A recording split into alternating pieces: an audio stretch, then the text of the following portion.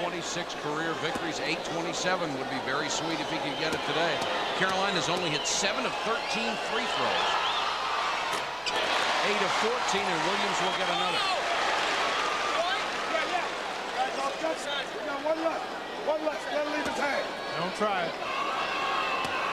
That's bad news for Rasheed, but probably the best judgment at this point. Williams makes 2 of 3. Stackhouse with a rebound, jump ball situation. Possession arrow will give it to Wake. Another nice piece of officiating. Although Dean would not agree. Maybe a fraction quick, but it's hard to argue with the call. You want the ball in Childress's hands because he's an 83% free throw shooter. Here comes the trap.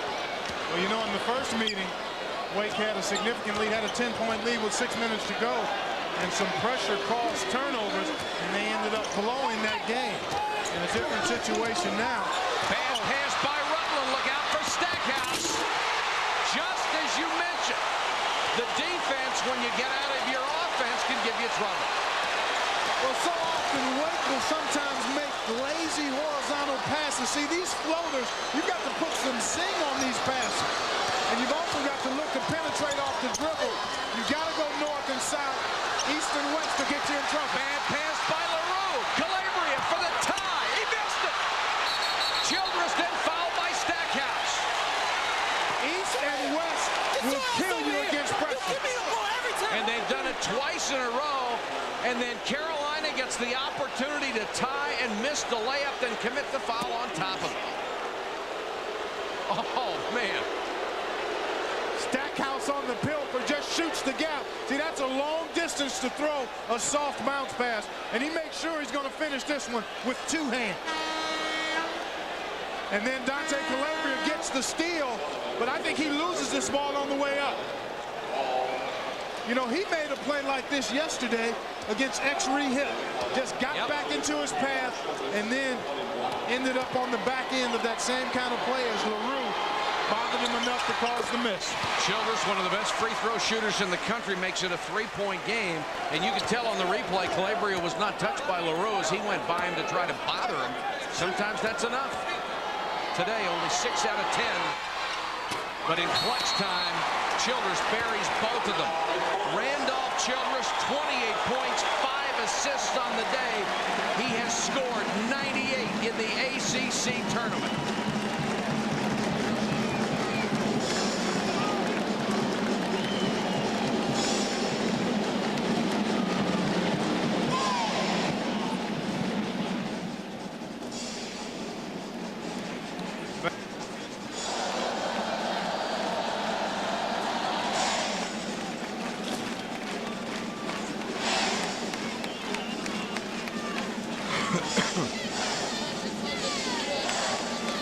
Hey, I'll kick in for a little statue of him that we can put outside the Coliseum. Oh, boy.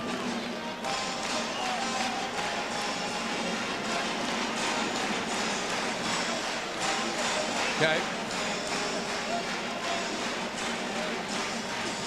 Okay. Hey, when we're ready to get off the air, how quick do you think it'll be?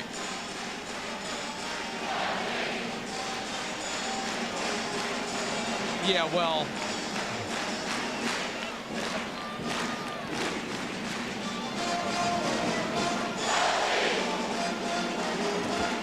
thanks to the Family Channel blimp that's brought us all the aerial shots this weekend from the ACC tournament here in Greensboro. Thank you, gentlemen. And we remind you tonight at 6 we'll have John Saunders, Dick Vitale, and Digger Phelps. They'll give you the men's NCAA basketball selection special at 6 o'clock Eastern. But we are far from done here. 1:03 to go in this game. Look at Randolph Childress. 40, 30, and 28. Tournament records all over the place.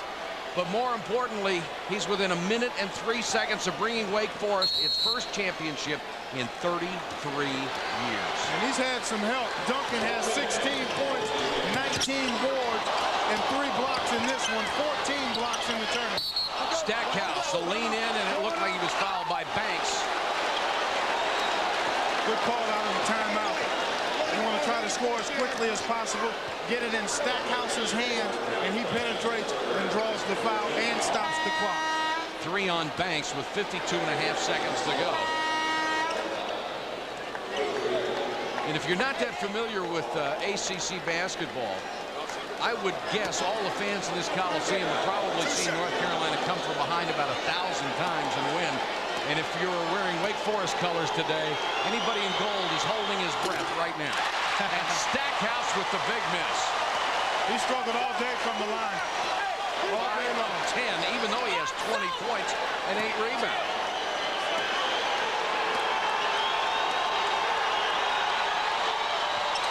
Got the second one. It is a 3-point game. Now, does Wake be aggressive with its offense, or do they try to kill the clock? They have to use good judgment.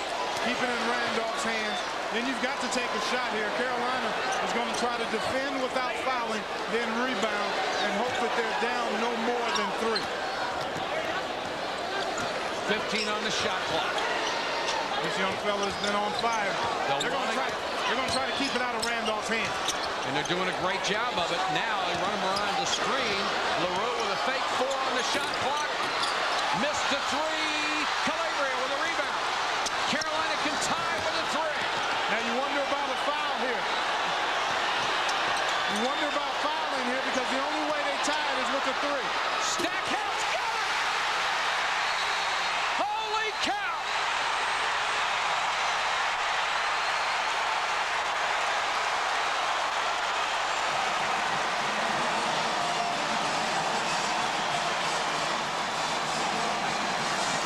He's not a big-time player or anything, is he?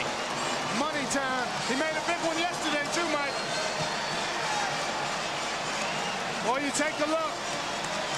And I don't know. I may have to agree with Dick Vitale on this.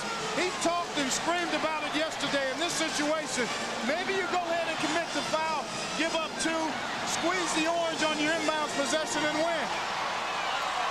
That's a great shot.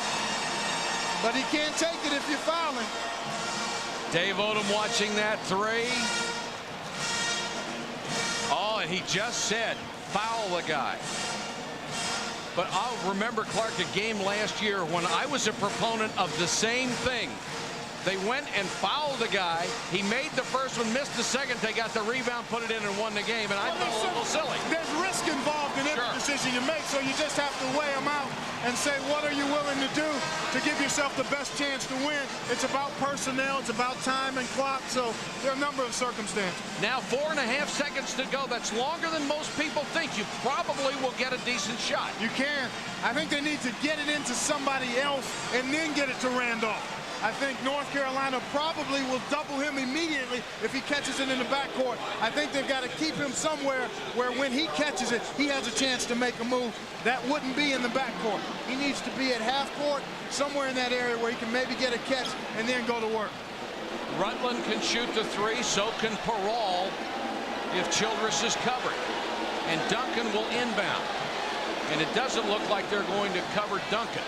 Well, you wish you had somebody else that could inbound for you and use Duncan maybe as the first catcher that could maybe get it inside, get it to Childress after his catch. But I guess he may be their best inbounds passer. Dean Smith finally sends his 5th player out. He's got Calabria.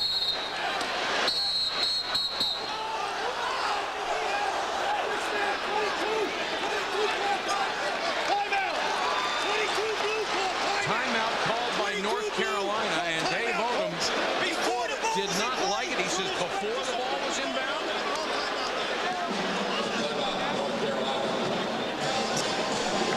So Dean Smith obviously trying to find out something about what they were going to do on the inbounds play, and they could have gotten it to Childress the way he broke away from the double team. Oh, yeah, it looked like he was going to be open. But again, he was going to catch it in the backcourt, and you wonder if, I don't know if he'd have time to get up a good shot. Anything across midcourt would be bad. The way it's gone for him this weekend. Well, I'd love to see the rule where they have it in the NBA. If you call a timeout, you get the inbounded at half court. So that would add a lot more drama. I mean, you could realistically get a good high percentage shot in this situation. Well, if you propose it, Dave Odom will vote for it right now. Oh, yeah. I know I could get one vote on it. Yeah, but Dean will have veto power, I think. 4.5 seconds left, tied at 73. These teams split the regular season. They are the top 2 ranked teams in the ACC. North Carolina number 4, Wake Forest number 7. They may be fighting for a #1 seed in the NCAA tournament. The other would surely get a #2. Yeah, I would think so. Yeah, that would have to be the way it would unfold.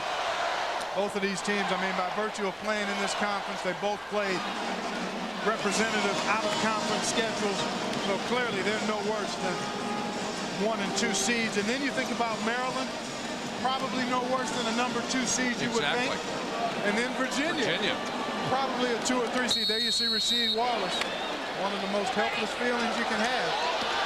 Childress with the ball in his hands. Knocked away. That's it. We go to overtime. More free basketball from the ACC in a moment.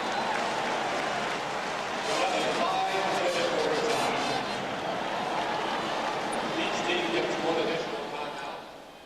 North Carolina will have 3. Wake Forest a total of 2. Oh my.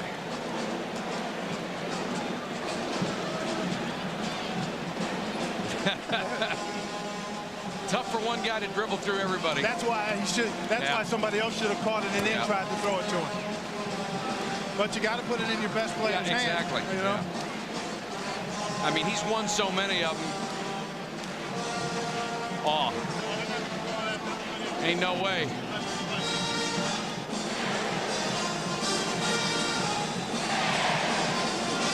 Hey, unless he hit him with a tire iron, that wasn't going to get called. Yeah, exactly.